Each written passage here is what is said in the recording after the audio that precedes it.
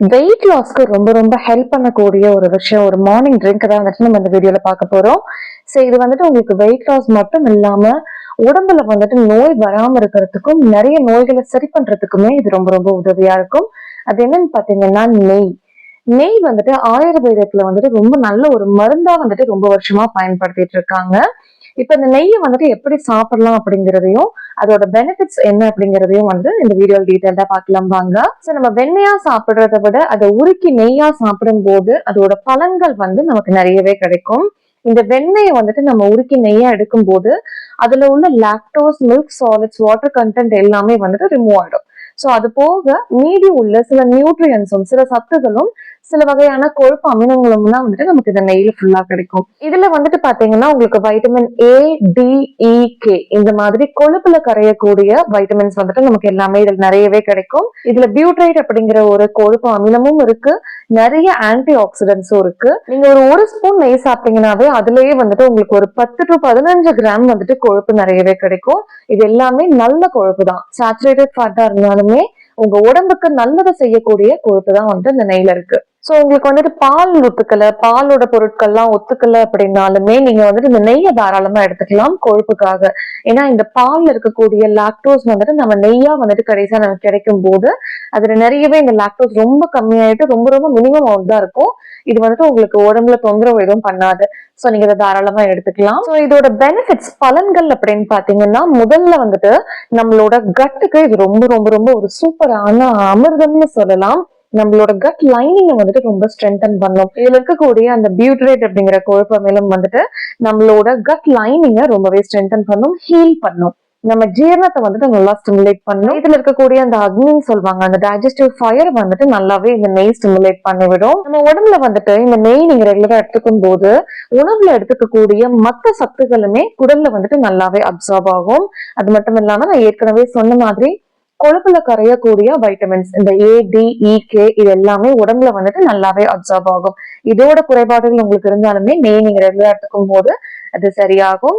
உங்களோட எலும்புகள் நல்லா ஸ்ட்ராங் ஆகும். உங்க வெயிட் லாஸ்க்கு வந்துட்டு ரொம்ப ரொம்ப ரொம்ப ஹெல்ப் பண்ணும். இந்த ஸ்டப்பர்ட் ஃபேட்னு சொல்லுவாங்கல்ல, அதாவது இந்த தொப்பல் இருக்க கொழுப்பு வந்துட்டு தொடைகள் இருக்க கொழுப்பு இது எல்லாமே ஒரு சிலருக்கு வந்துட்டு குறையவே குறையாது எவ்வளவு வெயிட் லாஸ் ட்ரை பண்ணாலும். சோ இந்த நெய் வந்துட்டு உங்களுக்கு வெயிட் ஏத்தும்னு சொல்லுவாங்க. ஆக்சுவலி வந்துட்டு இது உங்க கொழுப்பை கரைக்கும் சரியா நீங்க உபயோகப்படுத்தினா. அதே மாதிரி இந்த நெய்ல வந்துட்டு ஒமேகா 3 ஃபேட்டி ஆசிட்ஸ் நிறையவே இருக்கு. இது வந்துட்டு உங்களோட பிரெயின் ஃபங்க்ஷனை நல்லாவே இம்ப்ரூவ் பண்ணும்.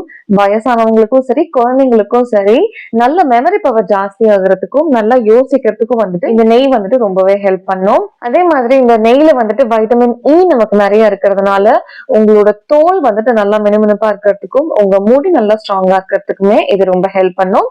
சோ இந்த நெய்யை வந்துட்டு நம்ம எப்படி எடுத்துக்கிட்டா இதுல உள்ள பெனிஃபிட்ஸ் வந்துட்டு நமக்கு முழுசா கிடைக்கும் அப்படிங்கறத பாக்கலாம். நீங்க எடுத்தோன்னு வந்துட்டு ஒரு 5-6 ஸ்பூன் நெய் சாப்பிடணும் அப்படின்லாம் கிடையாது. ஒரு ஸ்பூன் இல்ல 2 ஸ்பூன் வந்துட்டு தினமும் சாப்பிட்டீங்கன்னா போதும். சோ நீங்க வந்து இது சோறுலயும் கலந்து சாப்பிடலாம். சாம்பார் சோறு எல்லாம் வந்துட்டு போட்டு சாப்பிட்டீங்கன்னா அதுல வந்து கலந்து சாப்பிடலாம். சப்பாத்தி எல்லாம் சாப்பிட்டீங்கன்னா சப்பாத்தியில வந்துட்டு அப்ளை பண்ணியும் சாப்பிடலாம். தோசைக்குமே வந்துட்டு நீங்க நெய் ஆட் பண்ணிக்கலாம். சோ இன்னும் வந்துட்டு உங்களுக்கு நல்ல பெனிஃபிட்ஸ் கிடைக்கணும் அப்படின்னா காலையில வெறும் வயிற்றுல நல்லா வெதுவெதுப்பான தண்ணி இல்லைன்னா வெதுவெதுப்பான பால் அதுல வந்துட்டு ஒரு அரை ஸ்பூன்ல இருந்தே ஆரம்பிக்கலாம். நீங்க ஃபர்ஸ்ட் புதுசா ஸ்டார்ட் பண்றீங்க அப்படின்னா ஒரு அரை ஸ்பூன் நெய்யை மட்டும் அதுல கலந்து மிக்ஸ் பண்ணி குடிங்க. தண்ணியா இருந்தாலும் சரி பாலா இருந்தாலும் சரி உங்களுக்கு எது ஒத்துக்குதோ நீங்க அதுல இருந்து ஆரம்பிக்கலாம். நெய்யை வந்துட்டு எப்பவுமே குளிர்ந்த தண்ணியோட சேர்த்து சாப்பிடக்கூடாது, உருக்கி வெதுவெதுப்பான தண்ணியோட சேர்த்துதான் சாப்பிடணும்.